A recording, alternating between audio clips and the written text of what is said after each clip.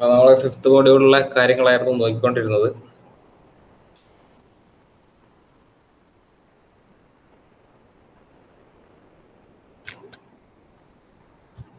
നമുക്ക് ബാക്കിയുള്ള കാര്യങ്ങളിലേക്ക് വരാം. എവിടെയായിരുന്നു എത്തിയത്? സ്റ്റാറ്റിക് ക്യാരക്ടറിസ്റ്റിക്സ് കഴിഞ്ഞു, എല്ലാ സാധനങ്ങളും നമ്മൾ നോക്കിക്കഴിഞ്ഞു.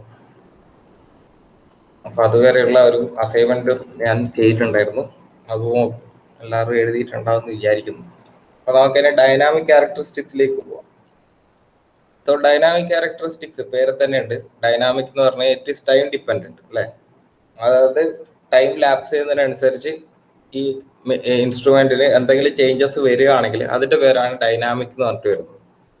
നമ്മൾ ഉപയോഗിച്ചുകൊണ്ടിരിക്കുന്ന സമയത്ത് അതിന്റെ കാലക്രമേണ അതിന് വരുന്ന ചെറിയ ചെറിയ പ്രശ്നങ്ങളെയാണ് നമ്മൾ ഡൈനാമിക് ക്യാരക്ടറിസ്റ്റിക്സിൽ ഉദ്ദേശിക്കുന്നത്. അപ്പോൾ അതുമായിട്ട് വരുന്ന റിലേറ്റഡ് ക്യാരക്ടറിസ്റ്റിക്സ് ആണ് ഡൈനാമിക് ക്യാരക്ടറിസ്റ്റിക്സ് എന്ന് പറയുന്നത്. അതിൽ വരുന്ന ഒന്ന് സ്പീഡ് ഓഫ് റെസ്പോൺസ് എന്നൊക്കെ, അത് ഉപയോഗിച്ചുകൊണ്ടിരിക്കുമ്പോഴാണ് നമുക്ക് സ്പീഡ് കിട്ടുക. സ്പീഡ് ഫീഡ് എന്നൊക്കെ പറയുന്നത് നമ്മൾ എന്താ ടൈം ഡിപ്പെൻഡന്റ് ആണ് അല്ലെ. സ്പീഡ് എന്ന് വെച്ചാൽ മെയിൻ ആയിട്ട് എന്താ ഇക്വേഷൻ ഡിസ്റ്റൻസ് അല്ലെങ്കിൽ displacement divide by time dependent. So that's why it is called as dynamic characteristics. Okay, അപ്പം ഒന്നാമത്തെ കാര്യം തന്നെ പറയുന്നത് സ്പീഡ് ഓഫ് റെസ്പോൺസ് എന്നുള്ളതാണ്.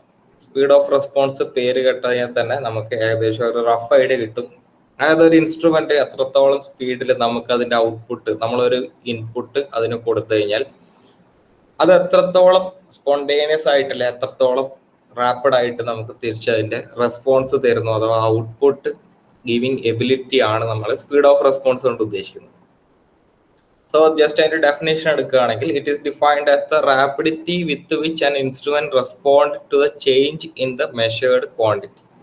നമ്മൾ എന്ത് ക്വാണ്ടിറ്റിയാണ് നമ്മൾ മെഷർ ചെയ്യാൻ ഉദ്ദേശിക്കുന്നത്, അത് എത്രത്തോളം സ്പോണ്ടേനിയസ് ആയിട്ടല്ലേ റാപ്പിഡ് ആയിട്ട് നമുക്ക് തിരിച്ചതിന്റെ റെസ്പോൺസ് തരുന്നു, അതിനെയാണ് നമ്മൾ സ്പീഡ് ഓഫ് റെസ്പോൺസ് കൊണ്ട് ഉദ്ദേശിക്കുന്നത്. ഓക്കെ, അപ്പൊ നമ്മളൊരു വെയിങ് മെഷീൻ്റെ അകത്ത് എന്തെങ്കിലും വെയിറ്റ് ഇട്ട് കഴിഞ്ഞാൽ അത് ഒരുപാട് സമയം എടുക്കരുത് നമുക്ക് അതിന്റെ എത്രയാണ് വെയിറ്റ് എന്ന് കാണിക്കാൻ വേണ്ടിയിട്ട് അല്ലെ. അത് ടൈം ഡിപ്പെൻഡന്റ് ആണ്.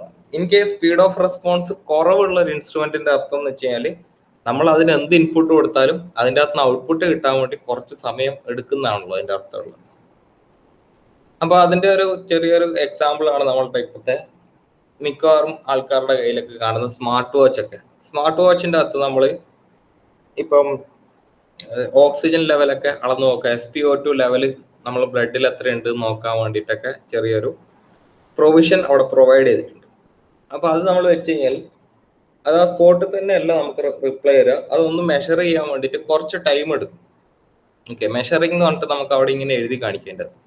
അത് എഴുതി കാണിച്ചതിന് ശേഷമായിരിക്കും നമുക്കത് സ്പീഡിൽ അതിന്റെ സ്പീഡ് കുറച്ച് കുറവായിരിക്കും നമുക്ക് റെസ്പോൺസ് തരുന്നത്. നേരെ മറിച്ച് നമ്മൾ ഇതേ കാര്യം ഒരു വെയിങ് മെഷീൻ ഒക്കെ എടുക്കുകയാണെങ്കിൽ വെയിങ് മെഷീൻ്റെ അകത്ത് നമ്മൾ എപ്പോഴാണോ അതിന്റെ മുകളിൽ ഒരു ഇൻപുട്ട് അല്ലെ മെഷേർഡ് ക്വാണ്ടിറ്റി നമുക്ക് മെഷർ ചെയ്യേണ്ടത് അതിന്റെ മുകളിൽ വെച്ചാൽ ഉടനെ നമുക്ക് അതിന് റെസ്പോൺസ് അത് തരും, എത്രയാണോ അതിന്റെ റീഡിങ് എന്നുള്ളത്. സോ സ്പീഡ് ഓഫ് റെസ്പോൺസ് എന്തായിരുന്നു ഏകദേശം മനസ്സിലായി കാണും. അപ്പൊ ഇതാണ് അതിന്റെ പാരാമീറ്റർ എന്ന് പറയുന്നത്. It shows how active and fast the system is. എത്രത്തോളം ആക്റ്റീവ് ആയിട്ട് അല്ലെങ്കിൽ എത്രത്തോളം ഫാസ്റ്റ്നെസ്സിൽ നമുക്ക് റെസ്പോൺസ് തരുന്നുണ്ട്, അതിന്റെ ഒരു മെഷറും കൂടിയാണ് നമ്മളുടെ ഈ സ്പീഡ് ഓഫ് റെസ്പോൺസ് എന്ന് പറയുന്നത്. And that comes under the category of A dynamic characteristics of instruments. Okay, so നമുക്ക് നെക്സ്റ്റിലേക്ക് പോവാം. ഫിഡിലിറ്റി. അതിൻ്റെ അകത്ത് തന്നെ സോറി 2-3 സബ് ഡിവിഷൻസ് ഉണ്ട്, നമുക്ക് അതിലേക്ക് പോവാം. ഒന്ന് റിട്ടാർഡ്, സ്പീഡ് ഓഫ് റെസ്പോൺസിന് നമ്മൾ ഇത് രണ്ടാമത്തെ ക്യാരക്ടറിസ്റ്റിക്സ്, സോറി നമുക്ക് ലാഗിലേക്ക് പോവാം. ലാഗിലാണ് ഇത് പറഞ്ഞിട്ടുള്ളത്. ദ ലാഗ്സ് എന്ന് വെച്ച് കഴിഞ്ഞാൽ 2 ടൈപ്പ് ഓഫ് ലാഗ് ആണ് വരുന്നത്. ഈ സ്പീഡ് ഓഫ് റെസ്പോൺസിന്റെ തന്നെ വേറൊരു പ്ലാറ്റ്ഫോം ആണ് ഈ ലാഗ് കൊണ്ട് ഉദ്ദേശിക്കുന്നത്. സോ ലാഗ് ബേസിക്കലി 2 ടൈപ്പിലാണ് നമ്മൾ പറഞ്ഞിട്ടുള്ളത്. ലാഗ് എന്ന് വെച്ച് കഴിഞ്ഞാൽ as soon as there is change in the measured quantity the measurement system begins to respond. എപ്പോഴൊക്കെ അതിന് ചേഞ്ച് കൊടുക്കുന്നുണ്ടോ ആ സമയത്തൊക്കെ നമുക്ക് റെസ്പോണ്ട് തരികയാണെങ്കിൽ അതിന്റെ പേരാണ് റിട്ടാർഡേഷൻ ലാഗ് എന്ന് പറയുന്നത്. ഓക്കെ, നമ്മൾ എപ്പോഴൊക്കെ അതിനൊരു ഇൻപുട്ട് കൊടുക്കുന്നോ നമുക്കത് എന്താണോ മെഷേർഡ് ക്വാണ്ടിറ്റി അത് റെസ്പോണ്ട് ചെയ്യുന്നു. നമ്മളുടെ സാധാ ഇപ്പം കാണുന്ന ഡിജിറ്റൽ അല്ലെങ്കിൽ ഇൻഫ്രാറെഡ് തെർമോമീറ്റർ ഒക്കെ IR തെർമോമീറ്റർ ഒക്കെയാണ് ഇപ്പൊ നമ്മൾ യൂസ് ചെയ്യാറ്. അത് നമ്മൾ ജസ്റ്റ് അടിച്ച പാടന്നെ നമുക്ക് അതിൻ്റെ അകത്തുനിന്ന് റെസ്പോൺസ് എത്രയാണോ അത് കിട്ടും. ഓക്കെ, അതിനെയാണ് റിട്ടാർഡേഷൻ ലാഗ് എന്ന് ഉദ്ദേശിച്ചത്. അതേസമയം ടൈം ഡിലേ എന്ന് പറഞ്ഞു കഴിഞ്ഞാൽ എന്തായിരിക്കും? അതായത് ഒരു ഡെഡ് ടൈം കഴിഞ്ഞിട്ടായിരിക്കും ഒരു ഇൻസ്ട്രുമെന്റ് ചിലപ്പോൾ വർക്ക് ചെയ്യാൻ വേണ്ടി തുടങ്ങുക. നമ്മൾ ഇട്ട് കഴിഞ്ഞാൽ ആ സ്പോട്ടിൽ തന്നെ നമുക്ക് അതിന്റെ റെസ്പോൺസ് കിട്ടണം എന്നില്ല. അതൊരു ടൈം ഡിലേ എടുത്തിട്ടായിരിക്കും അത് റെസ്പോൺസ് ചെയ്യാം. നേരത്തെ പറഞ്ഞ പോലെ റിട്ടാർഡേഷൻ ലാഗിലുള്ള പോലെ സ്പോട്ടിൽ തന്നെ നമുക്ക് റെസ്പോണ്ട് തരണം എന്നില്ല. അങ്ങനെ തന്നെയാണ് നമ്മൾ ടൈം ഡിലേ കൊണ്ട് ഉദ്ദേശിക്കുന്നത്. സോ ടൈം ഡിലേ എന്ന് വെച്ചാൽ the response of measurement system starts after A dead time. ഒരു കുറച്ച് സമയം അത് ഐഡിയൽ ആയിട്ട് നിൽക്കുന്ന ഒരു കണ്ടീഷൻ ഉണ്ടാവും. നമ്മൾ എന്ത് ഇൻപുട്ട് വാല്യൂ ഒരു ഇൻസ്ട്രുമെന്റിന് കൊടുത്താലും മേ ബി ചില ഇൻസ്ട്രുമെന്റ് കുറച്ച് സമയത്തേക്ക് ഒന്ന് ഡെഡ് ആവും. ഒരു ഫ്രാക്ഷൻ ഓഫ് സെക്കൻഡ് ഒക്കെ ആവാം മേ ബി അത് ഡെഡ് ആയിട്ട് നിൽക്കുന്ന ആ ഒരു ടൈം. അതിനെയാണ് നമ്മൾ ടൈം ഡിലേ എന്ന് പറഞ്ഞിട്ട് ഡിനോട്ട് ചെയ്യുന്നത്. Next one is dynamic error എന്ന് പറഞ്ഞിട്ടുള്ളത്. എറർ എന്ന് വെച്ച് കഴിഞ്ഞാൽ നമുക്കറിയാം അതൊരു നമുക്ക് അൺവാണ്ടഡ് ആയിട്ടുള്ള ഒരു ക്യാരക്ടർ ആണ് ഒരു ഇൻസ്ട്രുമെന്റിന്റെ എറർ എന്ന് പറയുന്നത്. സോ ഡൈനാമിക് എറർ എന്ന് വെച്ച് കഴിഞ്ഞാൽ നമ്മളുടെ ടൈം പോകുന്നതിനനുസരിച്ച് വരുന്ന എററിനെയാണ് നമ്മൾ ഡൈനാമിക് എറർ എന്ന് പറഞ്ഞിട്ട് സൂചിപ്പിക്കുന്നത്. ഓക്കെ, അപ്പൊ നമ്മൾ ഈ ഓരോ സമയം എടുത്ത് മെഷർ ചെയ്യുന്ന സമയത്ത് അത് കണ്ടിന്യൂസ് ആയിട്ടുള്ള ഇൻസ്ട്രുമെന്റിന്റെ യൂസ് കാരണം അതിന്റെ ഉള്ളിൽ ഇന്റേണൽ വെയർ ആൻഡ് ടയറോ എന്തെങ്കിലുമൊക്കെ സംഭവിച്ചിട്ടുണ്ടോ അതിന്റെ മെക്കാനിക്കൽ അറേഞ്ച്മെന്റ്സിനൊക്കെ. അപ്പോൾ അങ്ങനത്തെ സമയത്ത് വരുന്ന എററിനെയാണ് നമ്മൾ ഡൈനാമിക് എറർ എന്നുകൊണ്ട് ഉദ്ദേശിക്കുന്നത്. പിന്നെ ഫിഡിലിറ്റി ഇതിൻ്റെ അകത്ത് ഞാൻ ഇടാൻ വിട്ടുപോയതാണ്, നോക്കട്ടെ അടുത്ത സ്ലൈഡിൽ അത് ഉണ്ടോന്നില്ല. സോ ഫിഡിലിറ്റി എന്ന് പറഞ്ഞ ഒരു ടോപ്പിക്കും കൂടിയുണ്ട്. ഫിഡിലിറ്റി എന്ന് വെച്ചാൽ ഉദ്ദേശിക്കുന്നത് നമ്മൾ ചില ഇൻസ്ട്രുമെന്റ്സിന്റെ അകത്ത് ഈ ഇലക്ട്രിക്കൽ ഫീൽഡും കാര്യങ്ങളൊക്കെ വരുന്ന സമയത്ത് അതിന് എന്തെങ്കിലുമൊക്കെ റെസ്പോൺസ് ടൈമും ഇതിൻ്റെ അകത്തൊക്കെ വ്യത്യാസങ്ങൾ വരുത്താൻ സാധ്യതയുണ്ട്. അപ്പൊ അങ്ങനത്തെ ഒരു ക്യാരക്ടറിനെയാണ്, അത് എല്ലാ ഇൻസ്ട്രുമെന്റിനും ഇല്ല, ചില ഈ തെർമൽ റേഡിയേഷൻ അല്ലെങ്കിൽ മാഗ്നറ്റിക് ഇൻഫ്ലുവൻസസ് ഫ്ലക്സ് ഇതൊക്കെ വരുന്ന സമയത്താണ് ഈ ഫിഡിലിറ്റി എന്ന് പറഞ്ഞ പ്രോപ്പർട്ടി അവിടെ ഒക്കർ ചെയ്യാം. ഇപ്പൊ ഞാൻ പറഞ്ഞു ക്യാരക്ടറിസ്റ്റിക്സ് എന്ന് വെച്ചാൽ നമ്മൾ ജനറൽ ആയിട്ട് മൊത്തത്തിൽ പറയുന്ന ഒരു കാര്യമാണ് ക്യാരക്ടർ എന്ന് പറയുന്നത്. അത് ചില ഇൻസ്ട്രുമെന്റിന് ഉണ്ടാവും, ചില ഇൻസ്ട്രുമെന്റിന് അത് ഉണ്ടാവില്ല. അങ്ങനെ ഒരു ക്യാരക്ടർ അതിന് കാണിക്കേണ്ട ആവശ്യമേ വരാത്ത ഇൻസ്ട്രുമെന്റ്സ് ഉണ്ട്. എക്സാമ്പിൾ പറയുന്നത് നമ്മളെ സ്റ്റീൽ റൂളൊക്കെ നമ്മൾ ലീനിയർ മെഷർമെന്റിന് യൂസ് ചെയ്യുന്ന നമ്മളുടെ സ്റ്റീൽ റൂൾ അല്ലെങ്കിൽ വെർണിയർ കാലിപ്പർ ഇതിൻ്റെ അകത്തൊക്കെ എന്ന് വെച്ചാൽ ഈ പറഞ്ഞ സ്പീഡ് ഓഫ് റെസ്പോൺസ് എന്നൊക്കെ പറയുന്നത് നമ്മൾ കൺസിഡർ ചെയ്യേണ്ട ആവശ്യമില്ല. അത് ഓരോ വ്യക്തിപരമായിട്ടുള്ള കാര്യങ്ങളാണ്. ഒരാൾ എത്രത്തോളം അത് പെട്ടെന്ന് ഇന്റർപ്രറ്റ് ചെയ്യുന്നു അതിനെ ബേസ് ചെയ്തിട്ടായിരിക്കും. അല്ലെ, ഞാനിപ്പോ ഒരു സ്ട്രെയിറ്റ് ലൈൻ വരച്ചു, സ്ട്രെയിറ്റ് ലൈൻ വരച്ചിട്ട് ഞാൻ പറഞ്ഞു ഇതിന്റെ ഡയമെൻഷൻ അളന്നു തരാൻ വേണ്ടി നമ്മളൊരു സ്റ്റീൽ റൂൾ വെച്ച് അളക്കുന്നതാണെങ്കിൽ ഒരാളുടെ വ്യക്തിപരമായിട്ടുള്ള കഴിവിനെ ബേസ് ചെയ്തിട്ടിരിക്കും ഇത് എത്രത്തോളം സ്പീഡിൽ അയാൾ എനിക്ക് അളന്നിട്ട് തരുന്നുണ്ട് എന്നുള്ളത്. അതേപോലെ തന്നെ ഈ ഒരു കാര്യത്തിന്റെ അകത്ത് ഈ ഒരു ലൈൻ മെഷർ ചെയ്യുന്ന സമയത്ത് ഇതിൻ്റെ അകത്ത് ഇലക്ട്രിക് ഫീൽഡോ മാഗ്നറ്റിക് ഫീൽഡോ എന്ത് വന്നാലും നമ്മളുടെ ഇൻസ്ട്രുമെന്റിന് ഇതിന് യാതൊരു കോട്ടവും തട്ടുന്നില്ല.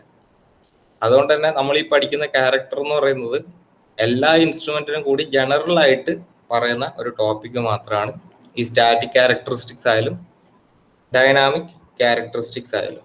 ഓക്കെ, സോ ഇത്രയാണ് നമ്മളുടെ ഈ ഒരു ടോപ്പിക്കിൻ്റെ അകത്ത് നമുക്ക് പഠിക്കാനുള്ളത്. നെക്സ്റ്റ് നമുക്ക് എൻറ്റയർലി ഡിഫറെൻ്റ് ആയിട്ടുള്ള ഒരു ടോപ്പിക്കാണ് നോക്കാനുള്ളത്. ദാറ്റ് ഈസ് ട്രാൻസ്ഡ്യൂസർ എന്ന് പറയും. അപ്പം ട്രാൻസ് പടം എല്ലാവരും കണ്ടതായിരിക്കും. ട്രാൻസ് എന്നൊക്കെ പറഞ്ഞിട്ടുള്ള പടം ഉണ്ടായിരിക്കും നമ്മുടെ ഫസ്റ്റ് ഫാസിലിൻ്റെ ഒക്കെ. അപ്പൊ ട്രാൻസ് എന്ന് വെച്ചാൽ മെയിൻ ആയിട്ട് ഉദ്ദേശിക്കുന്നത് എന്താ, ഒരാള് ഒരു സ്റ്റേറ്റിൽ നിന്ന് വേറെ സ്റ്റേറ്റിലേക്ക് എത്തുകയാണ്, ഒരു ട്രാൻസിഷൻ സ്റ്റേറ്റിലേക്ക് എത്തുക അല്ലെ. അപ്പൊ ട്രാൻസ്ഡ്യൂസർ എന്ന് വെച്ച് കഴിഞ്ഞാലും ഏതാണ്ട് നമുക്ക് ആ ഒരു പോയിന്റ് വെച്ചിട്ട് തന്നെ ആ ഒരു പെർട്ടിക്കുലർ ലോജിക്ക് വെച്ചിട്ട് തന്നെ നമുക്ക് മനസ്സിലാക്കാൻ പറ്റുന്ന കാര്യമാണ്. ട്രാൻസ്ഡ്യൂസർ എന്ന് വെച്ചാൽ വൺ ഫോം ഓഫ് എനർജീനെ അനദർ ഫോം ഓഫ് എനർജിയിലേക്ക് കൺവേർട്ട് ചെയ്യുന്ന ഒരു ഇൻസ്ട്രുമെന്റിനെയാണ് നമ്മൾ ട്രാൻസ്ഡ്യൂസർ എന്ന് വിളിക്കുന്നത്. ഈ ട്രാൻസ്ഡ്യൂസർ എന്ന് പറഞ്ഞ സാധനം നമ്മളുടെ ഇൻസ്ട്രുമെന്റിന്റെ കേസിൽ നമുക്ക് വളരെയധികം ഇമ്പോർട്ടൻ്റ് ആയിട്ടുള്ള ഒരു ടോപ്പിക്കാണ് ട്രാൻസ്ഡ്യൂസേഴ്സ് എന്ന് പറയുന്നത്. ബിക്കോസ് മിക്ക ഇൻസ്ട്രുമെന്റിന്റെ കേസിലും നമുക്ക് കിട്ടുന്ന സിഗ്നൽ ഇൻപുട്ട് സിഗ്നലിനെ പല രീതിയിൽ ട്രാൻസ്ഫോർമേഷൻ ചെയ്തിട്ട് കൊടുക്കേണ്ടി വരും നമുക്ക് വേണ്ട രീതിയിൽ ഔട്ട്പുട്ട് കിട്ടാൻ വേണ്ടിയിട്ട്. അതാണ് നമ്മളുടെ ഇപ്പോഴത്തെ ഇലക്ട്രിക് വെയിങ് മെഷീനൊക്കെ. ഇലക്ട്രിക് വെയിങ് മെഷീന്റെ മുകളിൽ നമ്മൾ മെക്കാനിക്കൽ ഫോഴ്സ് അപ്ലൈ ചെയ്യുന്ന സമയത്ത് അത് നമുക്കൊരു ഡിജിറ്റൽ ഡിസ്പ്ലേ വഴി പുറത്തേക്ക് കാണിക്കുമ്പോൾ സ്വാഭാവികമായിട്ട് അതിൻ്റെ ഉള്ളിൽ എന്തുണ്ടാവും നടന്നിട്ട് നമ്മളുടെ മെക്കാനിക്കൽ ആ ഫോഴ്സിനെ, ആ വെയിറ്റ് എന്ന് പറഞ്ഞ ഫോഴ്സിനെ അവർ എന്തൊക്കെയോ മാർഗം വഴി കൺവേർട്ട് ചെയ്തതിന് ശേഷം ഇലക്ട്രിക്കൽ സിഗ്നലൊക്കെ ആക്കിയിട്ടാണ് നമുക്ക് തന്നിട്ടുള്ളത്. സോ അവിടെ നമുക്ക് എന്തായാലും എന്ത് വേണം, ഈ ഒരു കൺവേർഷൻ എലമെന്റ് വേണം. And this conversion element is basically known as transducers. Okay, so transducer can be defined as a പ്രത്യേകം പറയാ a device which convert the energy from one form to another. അത് ഏത് ഫോം വേണമെങ്കിലും ആവാം, നമ്മളുടെ ടേസ്റ്റിനനുസരിച്ച് നമുക്കത് മാറ്റാം, ഏതൊക്കെ ഫോമിലേക്കാണ് അത് മാറുന്നത് എന്നുള്ളത്. സോ ബേസിക്കലി നമ്മൾ പറയേണ്ട സാധനം, ജനറൽ ആയിട്ട് പറയേണ്ട കാര്യം എന്ന് വെച്ചാൽ ഒരു ഡിവൈസ് ആണ് ട്രാൻസ്ഡ്യൂസർ എന്ന് പറയുന്നത്, which convert energy from one form to another. Energy എന്ന് പറയുന്നത് നമുക്കറിയാം, ഹീറ്റ് എനർജി ഉണ്ടാവാം, മെക്കാനിക്കൽ എനർജി ഉണ്ടാവും, നമ്മൾ പൊട്ടൻഷ്യൽ എനർജി, കൈനറ്റിക് എനർജി എന്നൊക്കെ പറയുന്ന പോലെ ഇലക്ട്രിക്കൽ എനർജി ഉണ്ടാവും, മാഗ്നറ്റിക് ഫീൽഡ് വരുന്ന എനർജി ഉണ്ടാവും, പല ടൈപ്പ് ഓഫ് എനർജീസ് ഉണ്ട്. അതിലേത് ഫോമിലേക്കും കൺവേർട്ട് ചെയ്യുന്ന ഇൻസ്ട്രുമെന്റിനെ ജനറൽ ആയിട്ട് വിളിക്കുന്ന പേരാണ് ട്രാൻസ്ഡ്യൂസേഴ്സ് എന്ന് പറയും. Okay, so a device which convert a physical quantity into proportional electrical signal is known as transducer. അപ്പൊ നമ്മൾ കുറച്ചുകൂടെ സ്പെസിഫിക് ആയിട്ട് പറയുകയാണിപ്പോൾ, ഏതൊരു ഫിസിക്കൽ ക്വാണ്ടിറ്റീന അതിനെ പ്രൊപ്പോർഷണൽ ആയിട്ട് ഒരു ഇലക്ട്രിക്കൽ സിഗ്നലിലേക്ക് കൺവേർട്ട് ചെയ്യുന്ന എലമെന്റിനെ നമ്മൾ ട്രാൻസ്ഡ്യൂസർ എന്ന് തന്നെയാണ് വിളിക്കുന്നത്. സോ ഇത് ബേസിക്കലി നമ്മളുടെ മെട്രോളജി പോയിന്റ് ഓഫ് വ്യൂവില് നമ്മൾ ഈ ഒരു ഡെഫിനേഷനിലേക്ക് വരാൻ വേണ്ടി നോക്കുക. ഏതൊരു ഫിസിക്കൽ ക്വാണ്ടിറ്റീനെയും കറസ്പോണ്ടിങ് ആൻഡ് പ്രൊപ്പോർഷണൽ ഇലക്ട്രിക്കൽ സിഗ്നലിലേക്ക് കൺവേർട്ട് ചെയ്യുന്ന ഇൻസ്ട്രുമെന്റിനെയാണ് നമ്മൾ ട്രാൻസ്ഡ്യൂസർ എന്ന് പറയുന്നത്. ഞാനിത് ഇത്രയും സമയം ഒരേ കാര്യത്തിനെ പറ്റിയിട്ട് തന്നെ വാദോരാണ്ട് സംസാരിച്ചതിന്റെ മെയിൻ റീസൺ എന്ന് വെച്ച് കഴിഞ്ഞാൽ, ഈ ട്രാൻസ്ഡ്യൂസർ എന്ന് വെച്ച് കഴിഞ്ഞാൽ ബേസിക്കലി ഒരു ഇമ്പോർട്ടൻ്റ് ആയിട്ടുള്ള ഇൻസ്ട്രുമെന്റ് ആണ് നമുക്ക്. ഓക്കെ, വളരെയധികം ഇമ്പോർട്ടൻ്റ് ആയിട്ടുള്ള ഇൻസ്ട്രുമെന്റ് ആണ് ഈ ട്രാൻസ്ഡ്യൂസർ എന്ന് പറയുന്നത്. എക്സാം പോയിന്റ് ഓഫ് വ്യൂവിൽ എപ്പോഴും ക്വസ്റ്റ്യൻ ചോദിക്കാറുള്ള ഒരു ഏരിയ ആണ് ഈ ട്രാൻസ്ഡ്യൂസറിന്റെ ഏരിയ. സോ അതുകൊണ്ടാണ് ഞാൻ ഇത്രയും കാര്യങ്ങൾ, അതായത് നമ്മൾ ഒരേ കാര്യം തന്നെയാണ് പറഞ്ഞുകൊണ്ടിരുന്നത്, ബട്ട് അത് അത്രയും ഇമ്പോർട്ടൻറ്റും ആണ്. ട്രാൻസ്ഡ്യൂസർ, അതിന്റെ ടൈപ്പ് എന്നൊക്കെ പറഞ്ഞിട്ട് ക്വസ്റ്റ്യൻസ് എപ്പോഴും ചോദിക്കാറുണ്ട്. സോ നെക്സ്റ്റ് വരുന്നതാണെങ്കിൽ, the electrical signal produced may be a voltage. നമ്മൾ ഉദ്ദേശിക്കുന്ന ഇലക്ട്രിക്കൽ സിഗ്നൽ എന്ന് വെച്ച് കഴിഞ്ഞാൽ it may be a voltage or current or any other frequency. ഏതെങ്കിലും പല ടൈപ്പ് ഓഫ് ഫ്രീക്വൻസി ആവാം, അല്ലെങ്കിൽ ഒരു വോൾട്ടേജ് ആവാം, ചിലപ്പം കറണ്ട് ആവാം. ഏത് സിഗ്നലിലാണെങ്കിലും അത് നമ്മളുടെ ഇൻസ്ട്രുമെന്റിനെ ബേസ് ചെയ്തിട്ട് മാറി മാറി വരും. അപ്പം ബേസിക്കലി അതിന്റെ ഒരു ഫ്ലോ ചാർട്ടാണ് താഴത്ത് കൊടുത്തിട്ടുള്ളത്. നോൺ ഇലക്ട്രിക്കൽ ക്വാണ്ടിറ്റി, ഏതെങ്കിലും ഒരു non electrical quantity, let us consider it as a weight. നമ്മളൊരു വെയിങ് മെഷീൻ കൺസിഡർ ചെയ്യാണ്. ആൻഡ് വെയിങ് മെഷീനിൽ first of all we have to measure the weight of the unknown quantity. So this unknown quantity weight is known as non-electrical quantity. Whenever we put this weight over the instrument, the next stage will be a sensing element. Okay, ഈ ഒരു വെയിറ്റിനെ sense ചെയ്യാൻ വേണ്ടിയിട്ട് there will be a sensing element. അവിടെ എന്തെങ്കിലും വന്നിട്ടുണ്ട് എന്ന് മനസ്സിലാക്കുന്ന ഒരു എലമെന്റ്, ഫസ്റ്റ് സെൻസ് ചെയ്യുന്ന എലമെന്റ്. നമ്മൾ ഒരാളെ ടച്ച് ചെയ്ത് കഴിഞ്ഞാൽ നമുക്ക് മനസ്സിലാവും ഒരാൾ നമ്മൾ ടച്ച് ചെയ്തു. അതിന്റെ ബേസിക്കൽ കാരണം എന്താ? There is a sensing element that is called a skin. നമ്മളുടെ സ്കിന്ന് പോലത്തെ ഒരു എലമെന്റ് ഉണ്ട്. അത് നമ്മളുടെ മനുഷ്യന്മാരുടെ കാര്യത്തിൽ സ്കിന്നാണ് നമ്മളുടെ primary sensing element. And same way ഒരു ഇൻസ്ട്രുമെന്റിന്റെ കേസിൻ്റെ അകത്തും നമ്മൾ ഏതൊരു ക്വാണ്ടിറ്റി കൊടുത്താലും there will be N sensing element. So that is the second stage. And what the sensing element will do, ഈ സെൻസിങ് എലമെന്റ് നമുക്ക് കിട്ടിയ സിഗ്നലിന് ആ ഒരു സെൻസറിന്റെ ഒരു റെസ്പോൺസ് പോലെയായിട്ട് നമ്മളുടെ transduction element or so called transducer നമ്മളുടെ ട്രാൻസ്ഡ്യൂസറിലേക്ക് കൊടുക്കും. ഈ ട്രാൻസ്ഡക്ഷൻ എലമെന്റ് എന്ന് ഉദ്ദേശിക്കുന്നതും ട്രാൻസ്ഡ്യൂസറിനെയാണ്. ആ ട്രാൻസ്ഡക്ഷൻ എന്ന് പറഞ്ഞ പ്രോസസ്സ് നടക്കുന്ന ആള്, അതാണ് ഉദ്ദേശിച്ചത്. സോ ട്രാൻസ്ഡക്ഷൻ എലമെന്റിലേക്ക് കൊടുക്കുന്നു. ട്രാൻസ്ഡക്ഷൻ എലമെന്റ് അഥവാ ട്രാൻസ്ഡ്യൂസർ ഈ നമുക്ക് കിട്ടിയ വെയിറ്റ് എന്ന് പറഞ്ഞ സാധനത്തിന് പ്രൊപ്പോർഷണൽ ആയിട്ടുള്ള ഇലക്ട്രിക്കൽ സിഗ്നലിലേക്ക് കൺവേർട്ട് ചെയ്യും. ഓക്കെ, സോ ഇത്രയാണ് ഒരു ട്രാൻസ്ഡ്യൂസർ എന്ന് പറയുന്ന ഇതിന്റെ മെയിൻ ആയിട്ട് നടക്കുന്ന പ്രോസസ്സുകൾ. സോ ഇതുവരെ ഓക്കെ ആണെന്ന് വിചാരിക്കുന്നു. അങ്ങനെയാണെങ്കിൽ നമുക്ക് ട്രാൻസ്ഡ്യൂസറിന്റെ ബാക്കി ക്ലാസിഫിക്കേഷനും അങ്ങനെയുള്ള കാര്യത്തിലേക്ക് കടക്കാം.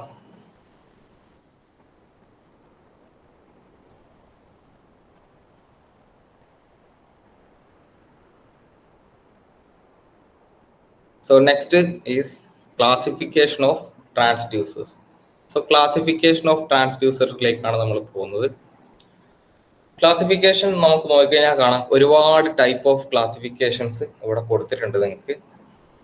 On the basis of transduction, അതായത് മെത്തേഡ് ഓഫ് കൺവേർഷൻ, അതാണ് ട്രാൻസ്ഡക്ഷൻ എന്ന് ഉദ്ദേശിക്കുന്നത്. അതിന്റെ പേരാണ് മെത്തേഡ് ഓഫ് കൺവേർഷൻ. അതിനെയാണ്, ആ ഒരു ടേമിനെയാണ് നമ്മൾ ഡിഫൈൻ ചെയ്യുന്നത് ട്രാൻസ്ഡക്ഷൻ എന്ന് പറയുന്നത്. അതായത് by what process the conversion is taking place. അപ്പൊ ഇവിടെ നിങ്ങൾക്ക് കാണാം, ഒന്ന് resistive. On the basis of transduction there are 3 different type of transducers. One is resistive, another one is inductive, and third one is capacitive. അപ്പൊ നമ്മളുടെ ഫോണിന്റെ അകത്തൊക്കെ നോക്കുകയാണെങ്കിൽ, നമ്മളുടെ കാലത്ത് ഇപ്പം യൂസ് ചെയ്തുകൊണ്ടിരിക്കുന്ന എല്ലാവരും ടച്ച് ഫോണാണ് അല്ലെ. ഈ ടച്ച് ഫോൺ ഇറങ്ങുന്നതിന്റെ സ്റ്റാർട്ടിങ് സ്റ്റേജിൽ എന്ന് പറയുന്നത്, ടച്ച് ഫോണിന്റെ സ്റ്റാർട്ടിങ് സ്റ്റേജ് എന്ന് പറയുന്നത് പണ്ട് കാലത്ത് ഈ റെസിസ്റ്റീവ് ആയിട്ടുള്ള ടച്ച് ആയിരുന്നു യൂസ് ചെയ്തുകൊണ്ടിരുന്നത്. അതുകൊണ്ട് തന്നെ നമ്മളത് കുറച്ചുകൂടെ അമർത്തിയിട്ട് ഞെക്കണമായിരുന്നു. നമ്മളെ സ്ക്രീന് പ്രസ് ചെയ്യുന്ന സമയത്ത് ടച്ച് തന്നെയായിരുന്നു, പക്ഷേങ്കിൽ അത് ടച്ച് ചെയ്യുന്ന സമയത്ത് നമ്മൾ കുറച്ച് ഫോഴ്സ് അവിടെ എക്സേർട്ട് ചെയ്യേണ്ട ആവശ്യം ഉണ്ടായിരുന്നു. അങ്ങനത്തെ സ്ക്രീനിനായിരുന്നു നമ്മൾ റെസിസ്റ്റീവ് എന്ന് പറയുന്നത്. റെസിസ്റ്റീവ് സ്ക്രീൻ എന്ന് പറഞ്ഞിട്ട് നിങ്ങളിപ്പോ നമ്മളുടെ എന്താ പറയാ ആമസോണിലൊക്കെ നോക്കുകയാണെങ്കിൽ പഴയ കാലത്തെ ഫോൺ എടുത്ത് നോക്കി, ഞാൻ അതിൻ്റെ അകത്ത് ടച്ചിന്റെ സ്പെസിഫിക്കേഷൻ എടുത്ത് നോക്കുക. പഴയ കാലത്ത് എന്ന് വെച്ചാൽ നോക്കിയന്റെ N90 അങ്ങനെയായിട്ട് പറഞ്ഞിട്ടൊരു ഫോണൊക്കെ ഉണ്ടായിരുന്നു ആ സമയത്തുള്ള ടച്ച് ഫോണിൽ വരുന്നത്. അപ്പൊ അതിന്റെയൊക്കെ റെസിസ്റ്റീവ് ടച്ച് ആയിരുന്നു. അതായത് അവിടെ നടത്തുന്ന മെത്തേഡ് ഓഫ് കൺവേർഷൻ എന്ന് പറയുന്നത് എന്താ, റെസിസ്റ്റീവ് ആയിട്ടായിരുന്നു. നമ്മളൊരു ഫിസിക്കൽ ക്വാണ്ടിറ്റി നമ്മൾ കൊടുക്കുന്നത്, നമ്മൾ പ്രസ് എന്ന് പറഞ്ഞൊരു ഫിസിക്കൽ ക്വാണ്ടിറ്റി അല്ലെങ്കിൽ നമ്മളൊരു വെയിറ്റ്, ഒരു ഫോഴ്സ് ആയിരുന്നു അവിടെ അപ്ലൈ ചെയ്തുകൊണ്ടിരുന്നത് നമ്മുടെ ടച്ചിൻ്റെ അകത്ത്. അപ്പൊ അത് റെസിസ്റ്റൻസ് ആക്ഷൻ വഴിയാണ് അതിൻ്റെ അകത്ത് നടക്കുന്നത്. പിന്നെ ഇൻഡക്റ്റൻസ് എന്ന് വെച്ചാൽ നമുക്കറിയാം മാഗ്നറ്റിക് ഫീൽഡുമായിട്ട് റിലേറ്റ് ചെയ്തിട്ടുള്ള കാര്യമാണ് ഈ ഇൻഡക്റ്റൻസ് എന്ന് പറയുന്നത്. ഇൻ കേസ് നമ്മളുടെ conversion process, this transaction process is going through the inductive process, can we call it as inductive transducer. And the last one, capacitive. ഇതാണ് ഇപ്പോഴത്തെ കാലത്ത് നമ്മൾ യൂസ് ചെയ്യുന്ന ടച്ച് ഫോണിൻ്റെ അകത്തുള്ള ഈ ടച്ചിന്റെ മെയിൻ ആയിട്ടുള്ള പ്രോപ്പർട്ടി എന്ന് പറഞ്ഞാൽ കപ്പാസിറ്റീവ് ടച്ച് ആണ് ഇപ്പം വരുന്നത്. കപ്പാസിറ്റീവ് ടച്ച് എന്ന് വെച്ച് കഴിഞ്ഞാൽ നമ്മളെ റെസിസ്റ്റീവ് ടച്ച് പോലെ നമുക്ക് അധികം ഫോഴ്സ് അപ്ലൈ ചെയ്യേണ്ട ആവശ്യമില്ല.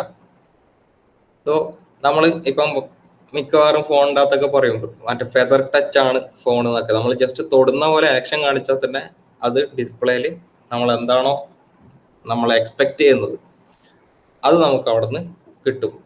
ഓക്കെ, ഞാനൊരു ഐക്കൺ ടച്ച് ചെയ്യാൻ വേണ്ടി പോകുന്നുണ്ടെങ്കിൽ എനിക്ക് ആ ഐക്കൺ ജസ്റ്റ് ടച്ച് ചെയ്യുന്ന പോലെ തൊട്ടടുത്ത് വരെ എത്തിയാൽ തന്നെ ഫെദർ ടച്ച് എന്നൊക്കെ പറയുന്ന സാധനം വർക്ക് ചെയ്യാൻ വേണ്ടി തുടങ്ങും. അപ്പം ഈ 3 ടൈപ്പ് ഓഫ് സാധനങ്ങളാണ് on the method of conversion or ട്രാൻസ്ഡക്ഷനിൽ വരുന്നത്. Next transducer is primary and secondary transducer. അപ്പൊ അതെന്താന്നുള്ളത് നമുക്ക് പ്രൈമറിൻ്റെ അകത്തെന്ന് വെച്ച് കഴിഞ്ഞാൽ നമ്മളുടെ മെയിൻ ആയിട്ടുള്ള മെക്കാനിക്കൽ എലമെന്റിനെ ഫസ്റ്റ് സ്റ്റേജിലേക്ക് കൺവേർട്ട് ചെയ്യുന്നതിനാണ് പ്രൈമറി ട്രാൻസ്ഡ്യൂസർ എന്ന് പറയുന്നത്. സെക്കൻഡറി ട്രാൻസ്ഡ്യൂസറിൻ്റെ അകത്താണ് മെയിൻ കൺവേർഷൻ വരുന്നത്, ഇലക്ട്രിക്കൽ സിഗ്നലിലേക്ക് മാറ്റുന്ന പ്രോസസ്സ് വരുന്നത്. അത് നമുക്ക് അവിടെ എത്തുമ്പോൾ നോക്കാം.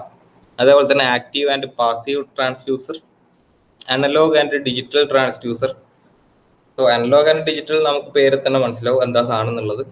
അനലോഗ് ട്രാൻസ്ഡ്യൂസർ ആണെങ്കിൽ അവിടെ യൂസ് ചെയ്യുന്നത് അനലോഗ് സിഗ്നൽ ആയിരിക്കും.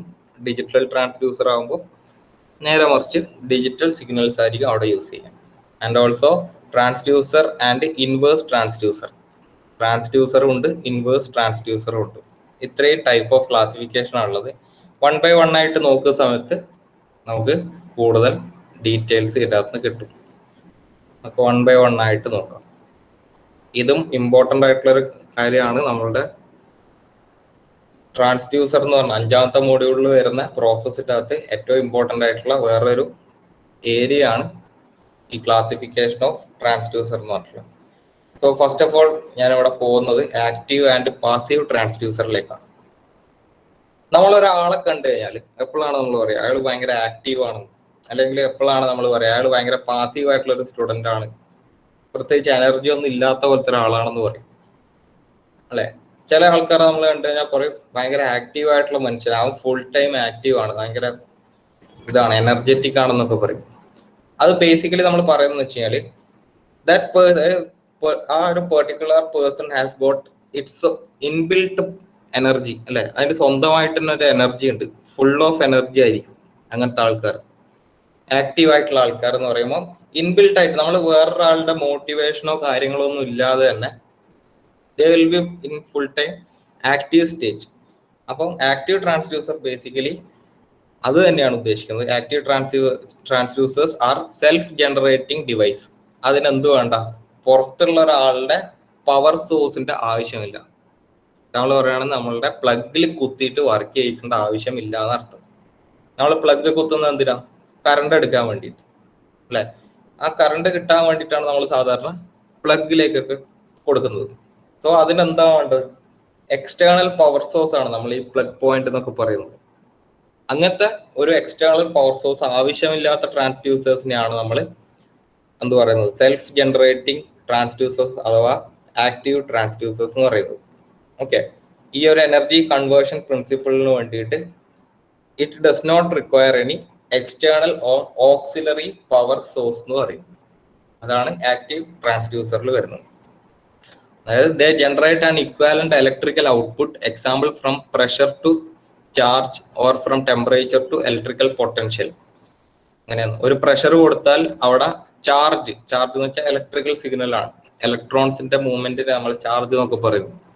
ഒരു പ്രഷർ കൊടുത്തു, അത് ചാർജിലേക്ക് കൺവേർട്ട് ആയി, without any auxiliary power source. They do not require any auxiliary power source. So these type of transducers are known as active transducer.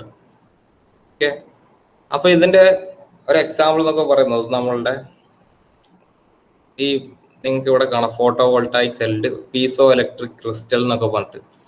Photo voltaic cell നമുക്കറിയാം, സൂര്യപ്രകാശം തട്ടിക്കഴിഞ്ഞാൽ എനർജി റിലീസ് ചെയ്യുന്ന, ഇലക്ട്രിക്കൽ സിഗ്നൽ പ്രൊഡ്യൂസ് ചെയ്യുന്ന നമ്മളെ solar സെൽസിനെയൊക്കെയാണ് നമ്മൾ photo voltaic cells എന്നൊക്കെ പറയുന്നത്. അപ്പൊ അതിനെങ്ങനെയാണ്, സൂര്യപ്രകാശം കിട്ടി, സൺലൈറ്റ് വന്നു കഴിഞ്ഞാൽ it generate electrical output or charge will be generated without any power source. നമുക്ക് അറിയാം സോളാറിന് നമുക്ക് പവർ സോഴ്സിന്റെ ആവശ്യമില്ല. സോളാർ പവർ യൂസ് ചെയ്തിട്ടുള്ള, നമ്മൾ കറണ്ട് പോയി കഴിഞ്ഞാൽ നമുക്ക് വർക്ക് ചെയ്യിക്കാൻ പറ്റുന്ന ലാമ്പുകൾ ഉണ്ട്, സോളാർ പവേർഡ് ലാമ്പ്. കാൽക്കുലേറ്റേഴ്സ് ഉണ്ട്, സോളാർ പവറിൽ വർക്ക് ചെയ്യുന്ന കാൽക്കുലേറ്റേഴ്സ്. അതിനൊക്കെ എന്ന് വെച്ച് കഴിഞ്ഞാൽ that does not require any external power source. Okay, ഇതിൽ വേറൊരു ഇമ്പോർട്ടൻ്റ് ആയിട്ടുള്ള ഒരു വാക്കുണ്ട്, പീസോ ഇലക്ട്രിക് ക്രിസ്റ്റൽ. ഇതിനെപ്പറ്റി നമുക്ക് ഡീറ്റെയിൽ ആയിട്ട് ഒന്നുകൂടെ പഠിക്കാനുണ്ട്, ആ സമയത്ത് ഞാൻ പറഞ്ഞുതരാം.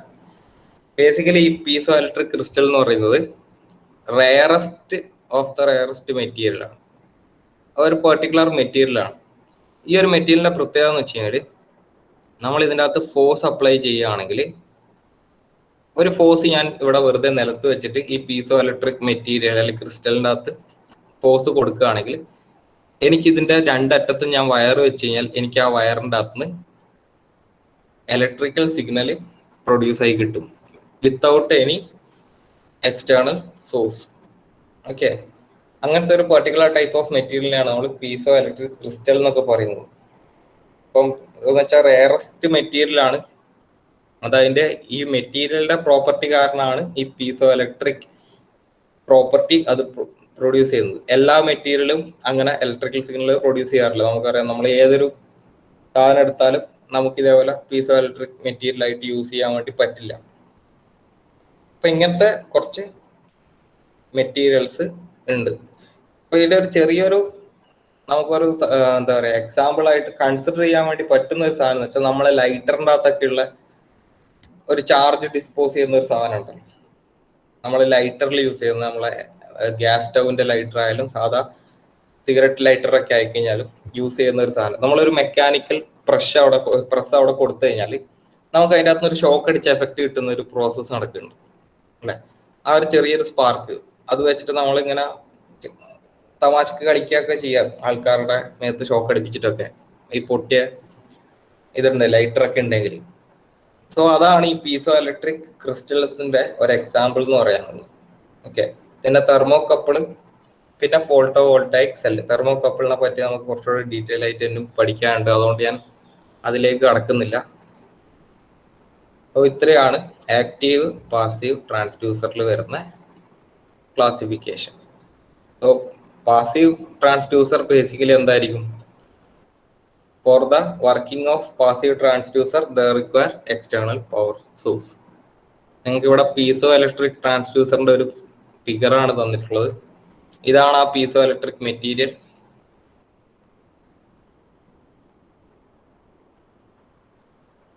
അതിൻ്റെ അകത്ത് നമ്മൾ ഫോഴ്സ് അപ്ലൈ ചെയ്യാണ്.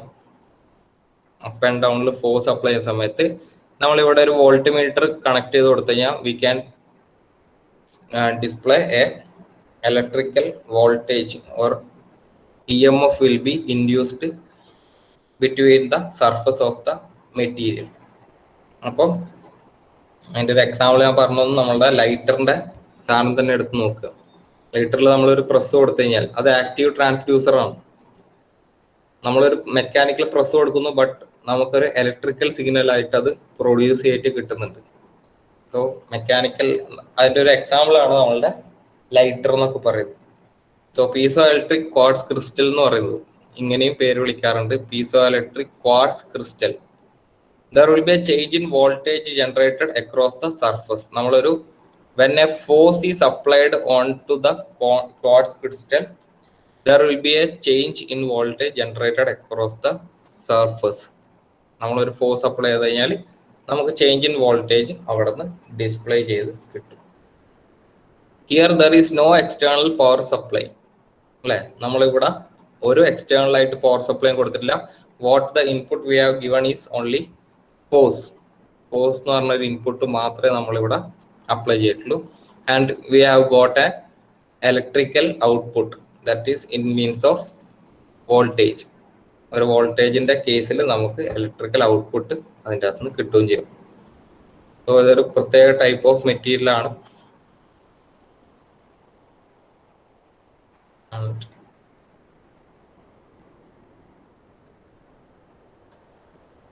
നെക്സ്റ്റ് വരുന്നത് പാസീവ് ട്രാൻസ്ഡ്യൂസർ ആണ്. And passive transducer, as I already mentioned, it does not is require external power source for its transduction process to be completed. So these transducer drives the power required for transduction from an auxiliary power source. നമ്മളെ plug point എന്നായാലും അഥവാ even A battery can be used as an external power source. നമ്മൾ സാധാ DC battery, വണ്ടീൻ്റെ അകത്തൊക്കെ ഉപയോഗിക്കുന്ന DC battery ഒക്കെ, അതും നമുക്ക് യൂസ് ചെയ്യാം. ഓർ ഡയറക്റ്റ്ലി നമ്മൾ AC കറണ്ട് അത് വെച്ചിട്ടും യൂസ് ചെയ്യാം. ഇങ്ങനത്തെ പ്രോസസ്സിനെയാണ് നമ്മൾ പാസീവ് ട്രാൻസ്ഡ്യൂസർ എന്ന് പറയുന്നത്. ഇതിന്റെ ഒരു എക്സാമ്പിൾ ആണ് നമ്മളുടെ latest model weighing machine. Weighing മെഷീൻ്റെ അകത്ത് കാണുന്ന എക്സാമ്പിൾ ഇത് തന്നെയാണ്. നമ്മളൊരു എക്സ്റ്റേണൽ സോഴ്സ് അവിടെ അപ്ലൈ ചെയ്യുന്നു, പവർ സോഴ്സ് കൊടുക്കുന്നു, എന്നിട്ടാണ് നമ്മൾ വെയിറ്റ് മെഷർ ചെയ്യുന്നത്. അപ്പോഴാണ് നമുക്ക് അത് ഇലക്ട്രിക്കൽ സിഗ്നലൊക്കെ പ്രൊഡ്യൂസ് ചെയ്തിട്ട് നമുക്ക് തരുന്നത്. ഓക്കെ, സോ ഇതിന്റെ എക്സാമ്പിൾ നമുക്ക് തന്നിട്ടുള്ള resistance thermometer. One example is നമ്മളെ സാധാ തെർമോമീറ്റർ അല്ല, apart from that it is resistance thermometer. അപ്പോൾ അതിന്റെ ബേസിക് പ്രിൻസിപ്പിൾ എന്ന് വെച്ച് കഴിഞ്ഞാൽ റെസിസ്റ്റൻസ് ആയിരിക്കും. ഓക്കെ, അതേപോലെ തന്നെ തെർമിസ്റ്റേഴ്സ്, പിന്നെ potentiometric devices, differential transformers, photo emission cell, strain gauge etcetera, പല പല സാധനങ്ങളുണ്ട്. ഇതൊക്കെ നമുക്ക് പഠിക്കാനുള്ള എക്യുപ്മെന്റ്സ് തന്നെയാണ്. 6th മോഡ്യൂളിൽ നമുക്ക് 1 by 1 ആയിട്ട് ഇതിനെപ്പറ്റി ഓരോന്നിനെ പറ്റിയിട്ടും പഠിക്കാനുണ്ട്. So next classification based upon output. നമുക്ക് കിട്ടുന്ന ഔട്ട്പുട്ടിനെ ബേസ് ചെയ്തിട്ടുള്ള ക്ലാസിഫിക്കേഷനിലേക്ക് പോവാം. And that classification is basically analog transducer and digital transducer. നമുക്ക് കിട്ടുന്ന ഔട്ട്പുട്ട് അനലോഗ് സിഗ്നൽ ആയിട്ടാണ് വരുന്നതെങ്കിൽ അതിനെ നമ്മൾ അനലോഗ് ട്രാൻസ്ഡ്യൂസർ എന്ന് പറയും. നേരെ മറിച്ച് if you are obtaining it as digital signal, or digital ഡിസ്പ്ലേയിൽ നമുക്ക് ഔട്ട്പുട്ട് കിട്ടുകയാണെങ്കിൽ അതിന്റെ പേരാണ് ഡിജിറ്റൽ ട്രാൻസ്ഡ്യൂസർ എന്ന് പറയുന്നത്. So analog transducer and digital transducers. These transducers convert the input quantity into an analog output which is continuous function of time. അപ്പോൾ അതിനെ പറ്റിയിട്ടൊക്കെ നമ്മൾ പറഞ്ഞതാണ്. അനലോഗ് ട്രാൻസ്ഡ്യൂസർ അഥവാ അനലോഗ് സ്പീഡോമീറ്റർ ആണെന്ന് വിചാരിക്കും. നമ്മളുടെ സ്പീഡോമീറ്ററിൻ്റെ അകത്ത് നമുക്ക് കിട്ടുന്ന ഔട്ട്പുട്ട് എന്ന് വെച്ചാൽ അനലോഗ് ഔട്ട്പുട്ട് ആണ്. എന്ന് വെച്ച് കഴിഞ്ഞാൽ പഴയ കാലത്ത് ഉപയോഗിച്ചിരുന്ന സ്പീഡോമീറ്റർ ഒരു നീഡിൽ ഉണ്ടാവും, അത് കണ്ടിന്യൂസ്ലി വേരി ചെയ്യും അല്ലെ, കണ്ടിന്യൂസ് ഫങ്ഷൻ ഓഫ് ടൈം. നമ്മൾ സമയം പോകുന്നതിനനുസരിച്ച് നമുക്ക് ഓരോ ഫ്രാക്ഷൻ ഓഫ് സെക്കൻഡിലും അവിടെ എത്രയായിരുന്നു നമ്മളുടെ റീഡിംഗ് നമുക്ക് ഒറ്റയടിക്ക് മനസ്സിലാക്കാൻ പറ്റും. അപ്പൊ അതിനെയാണ് അനലോഗ് ട്രാൻസ്ഡ്യൂസർ എന്ന് പറയുന്നത്. Here the output is obtained in an analog manner. Okay, അപ്പോൾ അനലോഗ് വാച്ചൊക്കെയാണ് നമ്മൾ മെയിനായിട്ട് ഇപ്പോൾ യൂസ് ചെയ്യാറ്. എല്ലാവരും യൂസ് ചെയ്യുന്ന വാച്ച് ഒരു കാലത്ത് അനലോഗ് വാച്ചായിരുന്നു, ഇപ്പോഴായിരുന്നു സ്മാർട്ട് വാച്ചൊക്കെ വന്നത്. സ്മാർട്ട് വാച്ച് എന്നൊക്കെ പറയുമ്പോഴത്തേക്ക് അത് ഡിജിറ്റലായി അല്ലേ. So digital transducers are transducers which convert the input quantity into an electrical output which is in the form of pulses. ഇവിടെ പൾസസ് ആയിട്ടാണ് നമുക്ക് കിട്ടുക. പൾസസ് എന്ന് വെച്ച് കഴിഞ്ഞാൽ ഒരു പീക്ക് ഒരു വാലി, ഒരു പീക്ക് വാലി ഇങ്ങനെ പോകും. ഇതിനാണല്ലോ നമ്മൾ ഡിജിറ്റൽ സിഗ്നൽ എന്നൊക്കെ പറയുന്നത്. 10 10 10 എന്നൊക്കെ പുറത്തു പോകുന്ന സിഗ്നൽസിനെയാണ് നമ്മൾ ഡിജിറ്റൽ എന്ന് പറയുന്നത്. അനലോഗ് എന്ന് വെച്ച് കഴിഞ്ഞാൽ എന്തായിരിക്കും, നേരെ മറിച്ച് സൈൻ വേവ് ആയിരിക്കും. It is continuous function of time. ഇവിടെ നമുക്ക് കണ്ടിന്യൂസ് ഫങ്ഷൻ ഓഫ് ടൈം ആയിരിക്കില്ല, ബിക്കോസ് നമ്മൾ ഈ ഒരു ഗ്രാഫ് കൺസിഡർ ചെയ്യുകയാണെങ്കിൽ let us consider this as voltage and this as time. നമുക്കറിയാം ഈ ഒരു പെർട്ടിക്കുലർ പോയിന്റിൽ 1 സെക്കൻഡ് ആണെന്ന് വിചാരിച്ചോ, ഇത് 2 സെക്കൻഡ് 3 സെക്കൻഡ് ആണെന്ന് വിചാരിച്ചു.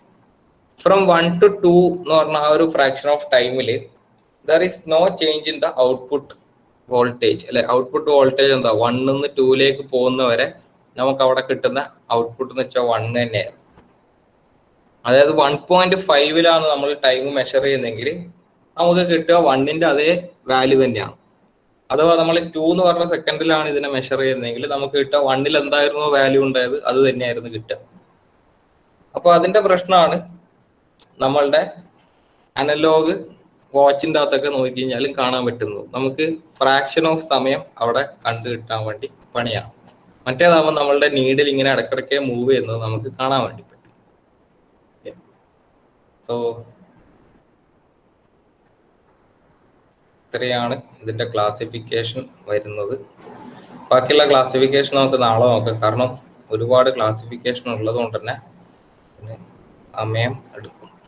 നെക്സ്റ്റ് പ്രൈമറി സെക്കൻഡറി ഇതൊക്കെ നമുക്ക് നെക്സ്റ്റ് ക്ലാസ്സിൽ ഡിസ്കസ് ചെയ്യാം.